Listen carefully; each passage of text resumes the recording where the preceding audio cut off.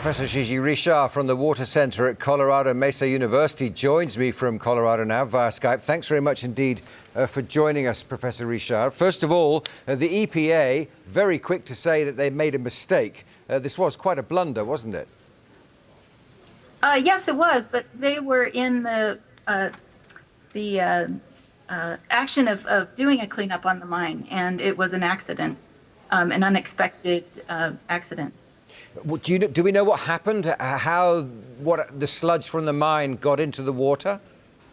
Yes, they were working on releasing some pressure so that they could do some work on adit that is at a lower elevation. An adit is a tunnel in a mine, and there had been a collapse of loose material at the mouth of the mine that where the failure occurred. And backhoe just was removing some of the loose material, and the pressure was greater than expected. And it broke through the loose material and released about 3 million gallons of mine waste. So 3 million gallons is quite substantial. So we shouldn't be surprised by the discoloration of the water. That's quite a polluting effect, isn't it? Yes, it is. But, you know, one of the concerns that you hear people talk about quite a bit is what will happen when that water reaches Lake Powell. 3 million gallons is about 9 acre-feet or 11,400 cubic meters. Lake Powell is currently holding 13 million acre-feet of water. So it's a tiny fraction of the water that's stored in that major storage reservoir. Do you think the water will be clear by the time it reaches Lake Powell? Because that's quite a popular tourist destination, isn't it? Well, that slug of water won't be clear by the time it reaches Lake Powell, but along the way the sediments are settling out, which is actually part of the concern over the long term, because as those sediments settle out, they carry with them the heavy metals, and some of the sediments will settle in Lake Powell. So there is a concern, but along the way there is dilution occurring, and once it reaches Lake Powell, there will be dilution as well. So if this sediment presumably is landing all the time on the sides of the river Animas as it makes its way through Colorado, down into Utah and so on, I know that they've stopped irrigation for agricultural purposes now because they don't want the heavy metals going into the crops.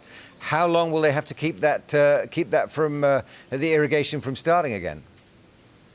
Well, the EPA and the state departments of public health and environment will closely monitor the concentrations, and it just depends on how the sediments settle out, where they settle out, what the concentrations are in the water, and I'm sure that they will do whatever's in the best interest of the public and for food safety.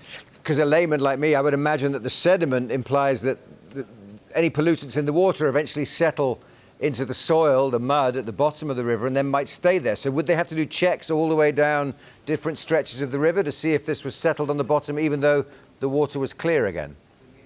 Yes, they'll definitely be doing checks all the way down the Animas, the San Juan River, and all the way to where it enters Lake Powell. And I know they have a plan for long-term monitoring and long-term, they're working on their plan for long-term remediation. It's quite a lesson to learn that one simple accident like that can affect so many agricultural communities over such a long stretch of land. It is, but it's not an unprecedented accident. The mountains of Colorado are honeycombed with thousands of mines, most of which are now abandoned and many of which are under active remediation to deal with the acid mine drainage. And unfortunately, accidents like this have happened in the past. And it's not unprecedented. The Cement Creek, which is the creek that the spill drained into, actually doesn't have a fish population in it currently at all, and hasn't for years. The media keep reporting that there's been pollution by heavy metals, and that's about as much detail as a lot of us are getting. What sort of heavy metals would someone be concerned about in terms of long-term pollution? Well, the major pollutants in this spill were manganese, zinc, and copper, and manganese and zinc are essential human nutrients. We need them. Some people take them as supplements in lower concentrations. At really high concentrations, they can have some toxicity. Manganese in particular can have some neurological toxicity, but that's at extremely high concentrations over long periods of dosage. And I have seen some of the data for the concentration in the river, but I'm not sure how that translates into what would end up in irrigation water potentially applied to crops. And like I said, I'm confident that the EPA and the state departments of public health will be very careful as far as public exposure to any of these potential contaminants. Okay, Professor Richard, thanks very much indeed for joining us this evening here on Sky News. You're welcome. Thank you.